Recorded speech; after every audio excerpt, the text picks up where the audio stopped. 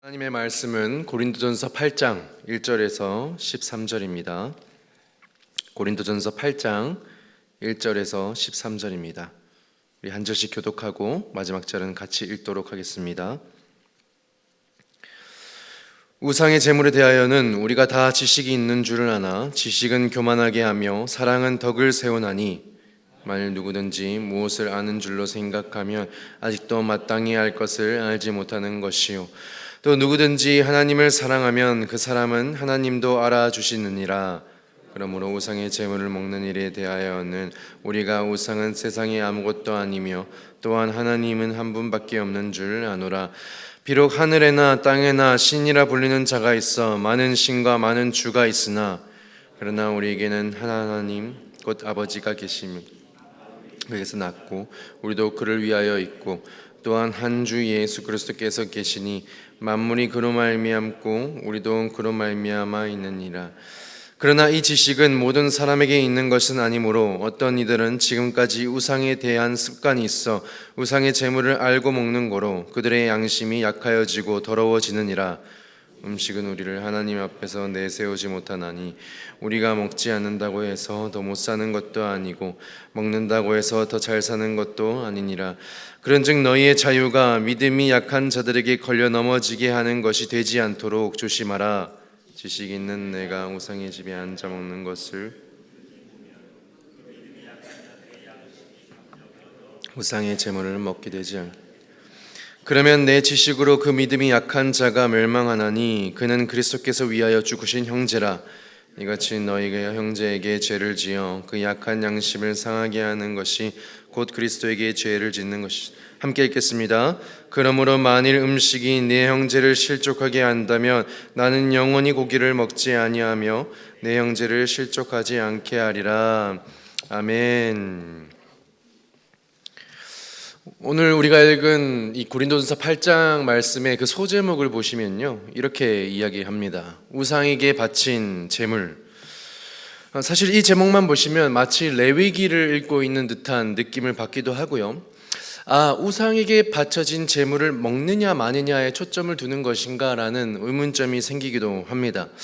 하지만 사도 바울은 이 8장 말씀을 통해 고린도 교회 안에 발생했던 매우 실제적이고도 민감한 문제를 다루고 있습니다. 그저 먹느냐 마느냐의 지식적인 문제가 아니라 우리 가운데 예수의 사랑이 있느냐 없느냐를 말해주고 있는 것이죠. 오늘 말씀을 통하여서 본문이 말하는 지식과 또 예수의 사랑이 어떤 차이점이 있는지 함께 살펴보았으면 좋겠습니다. 말씀으로 들어가기 전에 이 당시 고린도 교회의 상황을 좀 말씀드리면요, 당시 고린도 교회에는 고린도 사회에는 수많은 우상들이 가득 찼던 그런 도시였습니다. 그러다 보니까 이 시장에서 유통되는 대부분의 고기가 우상의 신전에 이미 들여졌다가 들여오는 그런 고기들이었어요. 그렇다면 이 성도들이 고기를 사 먹거나 사회적 모임에 참석해서 그 차려진 음식이 다 어떤 음식들이었겠습니까? 이미 우상에게 바쳐진 음식들이었다라는 것이죠. 그런데 이 우상의 제물에 바쳐진 그 음식을 먹는 문제가 이 교인들의 신앙 양심에 굉장히 걸림돌이 되었다라는 것이죠. 이 문제에 대해서 이 사도 바울이 분명히 하는 것은 뭐냐면 4절 말씀처럼 우상은 세상에 아무것도 아니며 또한 하나님은 한 분밖에 없는 줄 아노라. 즉 우상에게 바쳐진 제물을 먹는 것이 예수 그리스도를 믿는 자들에게는 아무런 영향을 주지 않는다라는 것입니다. 왜냐하면 우상은 이미 거짓된 존재들, 허망한 존재들, 존재하지 않는 허상들이기 때문에 그리스도인들은 먹는 것에 자유해도 된다라는 것이죠. 사실 고린도 교회 안에서도 일부 성도들은 이러한 올바른 신학적 지식을 가지고 이미 고기를 먹기 시작한 사람들이 있었습니다. 그런데 반대로 교회 안에서 아직까지 우상 숭배 습관이 남아 있어서 완전히 벗어나지 못한 사람들, 그래서 그 고기를 먹을 때마다 신앙의 양심의 가책을 느끼기도 하고요, 그 우상의 음식을 먹는 사람들만 보면 괜히 마음이 상하고 실족하게 되는 그런 연약한 성도들이 있었다라는 것입니다. 이러한 상황들을 사도 바울이 너무 잘 알고 있었기 때문에 이 8장을 기록했던 것입니다. 우리 1절 말씀 함께 보겠습니다. 제가 읽겠습니다. 우상의 제물에 대하여는 우리가 다 지식이 있는 줄을 아나 지식은 교만하게 하며 사랑은 덕을 세우나니.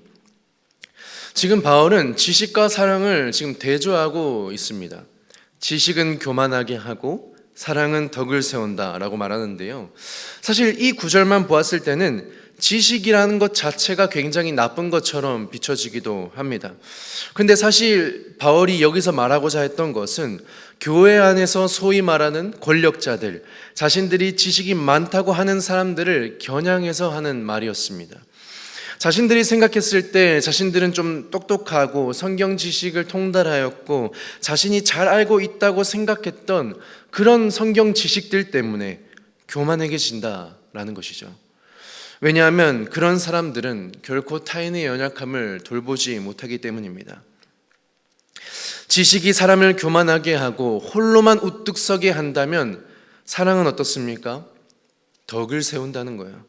사랑이 교회라는 그리스도의 몸된 공동체를 튼튼하게 세워나간다라고 말하는 것입니다.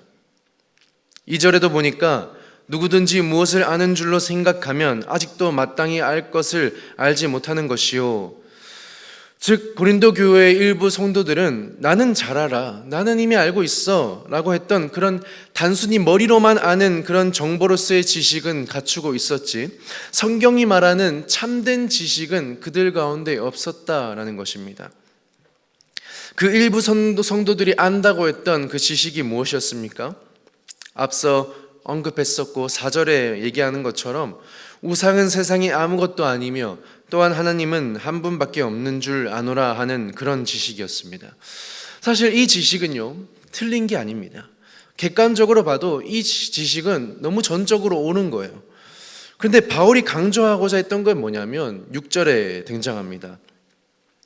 그러나 우리에게는 한 하나님 곧 아버지가 계시니 만물이 그에게서 났고 우리도 그를 위하여 있고 또한 한 주 예수 그리스도께서 계시니 만물이 그로 말미암고 우리도 그로 말미암아 있느니라. 이게 무슨 뜻이냐면 우리가 참된 하나님과 참된 주이신 예수 그리스도를 믿는다면 우리의 모든 지식과 우리의 삶은 철저히 그를 위하여, 즉 그리스도의 영광과 그분의 뜻을 위하여 사용되어야 한다는 거예요. 옳은 지식이라도 그것을 내 자유와 내 권리를 위하여서 그것을 주장하기 위하여서 쓰는 것이 아니라 주님의 영광과 주님의 뜻을 위하여 사용되어야 하는 것이 참된 지식이라는 것입니다. 우상에 바쳐진 그 음식을 먹어도 된다는 지식이 있다면 그것을 내 자유와 권리를 주장하는 데 쓰지 말고 주님의 영광을 위하여 쓰라라고 하는 것입니다. 음식을 먹는 행위 자체가 사람을 하나님 앞에서 부정하게 만들지 않습니다. 우리는 그것을 먹을 자유도 있고요, 우리는 그것을 먹을 권리도 있는 사람들이에요. 그런데 중요한 것은 그 자유와 그 권리로 인하여서 아직 연약한 사람들의 양심이 오염되고 죄책감이 빠지게 된다면 12절 말씀처럼 그것은 그리스도에게 죄를 짓는 것이요, 예수 그리스도께서 말씀하시는 참된 지식 또는 사랑이 결코 아니라는 것이죠. 제가 예전에 좋아했던 목사님께서 이 본문을 가지고 설교를 하실 때면 항상 이런 비유를 들고 하셨습니다. 교회에서 봉사를 많이 하는 사람과 아무것도 안 하는 사람들 중에 누가 더 잘 넘어질 것 같냐? 성경 지식이 많은 사람과 그렇지 못한 새신자 중에 누가 더 많이 넘어질 것 같냐? 더 많이 하는 사람일수록 쉽게 넘어진다라는 거예요. 물론 그 질문의 의도가 그러면 아무것도 하지 말라라고 말하는 것이 아니라 우리는 새로운 이 지식을 습득할 때마다 본능적으로 낮아지기보다는 그 지식을 바탕으로 누구를 가르치거나 심하면 정죄할 때가 있다라는 것이죠. 이 고린도 교인들이 가지고 있었던 그 지식이 결국 형제들을 판단하고 정죄하는 쪽으로 흘러가 버렸던 거예요. 그때 사도 바울이 13절에 이렇게 이야기합니다. 그러므로 만일 음식이 내 형제를 실족하게 한다면 나는 영원히 고기를 먹지 아니하여 내 형제를 실족하지 않게 하리라. 바울이 말하는 것은 내 형제를 위해서라면 내가 가지고 있는 자유, 내가 가지고 있는 권리 다 포기하겠다는 거예요. 왜? 그것이 예수님께서 완성하신 사랑이니까. 우리 예수 그리스도의 사랑이 어디서 완성되었습니까? 십자가에서 완성되었습니다. 그 사랑은 내어주는 사랑이었고요, 낮아지는 사랑이었고요, 자신을 포기하는 사랑, 하나님의 뜻에 순종하는 사랑이었습니다. 요한복음 8장 32절에 이렇게 말합니다. 진리가 너희를 자유롭게 하리라. 여기서 진리는 어떤 지식이 아니라 예수 그리스도를 의미합니다. 즉 예수 그리스도가 우리를 자유케 하고요, 예수 그리스도의 십자가의 사랑만이 우리 공동체를 세우신다라는 거예요. 그게 바울이 말하는 참 지식이라는 것입니다. 말씀을 정리하겠습니다. 사랑하는 여러분, 예수님께서는 우리 공동체를 교회로 불러주셨습니다. 우리 개개인에게는 고기를 먹을 신학적 지식도 있고 자유도 있고 권리도 있습니다. 우리 교회 안에서도, 가정 안에서도, 직장 안에서도 우리는 개인의 자유와 권리가 있습니다. 그런데 오늘 본문의 말씀은 우리에게 사랑을 강조합니다. 예수님께서는 우리가 내 옆에 있는 형제들, 교회 구성원들, 우리의 가정과 직장 속에서 우리가 가지고 있는 지식을 나타내고 자랑하기보다 그 십자가의 사랑을 나타내기를 원하신다라는 겁니다.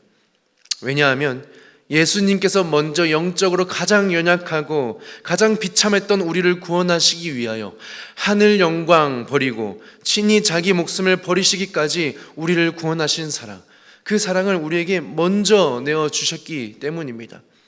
때론 나에게 나는 이러한 권리가 있어, 나는 이게 맞다고 생각해 라고 주장하고 싶을 때에도 다시 한번 그리스도의 십자가를 떠올리면서 낮아짐으로 형제들에게 먼저 손 내밀 수 있는 그런 여러분들이 되기를 간절히 소망합니다.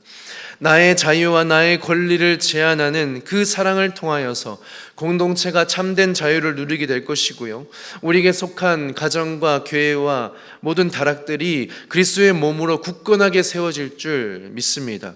그런 삶을 살아내는 여러분들이 되기를 간절히 소망합니다. 기도하겠습니다. 사랑의 하나님, 감사합니다. 우리를 구원해 주신 것도 감사한데 우리에게 교회를 허락하여 주시고 믿음의 형제들과 공동체를 나에게 허락하여 주심에 감사합니다. 때로는 나의 지식과 나의 권리가 앞서서 십자가의 사랑은 뒤로한 채 형제들의 마음을 힘들게 하였다면 주님 용서하여 주시옵시고, 이제는 주님의 발자취를 따라 내가 가진 자유와 권리를 기꺼이 제한하고 예수 그리스도의 십자가의 사랑을 닮아서 내 옆에 있는 형제들을 귀히 여기고 교회의 몸된 공동체를 견고히 세워나갈 수 있는 우리 모두가 될 수 있도록 주님께서 인도하여 주시옵소서. 그래서 내가 속한 모든 공동체 가운데 오늘도 그 십자가의 사랑을 드러내며 살아내갈 수 있는 그런 모든 교회 성도들이 될 수 있도록 주님께서 함께하여 주시옵소서. 감사합니다 주님. 예수님의 이름으로 기도드립나이다. 아멘.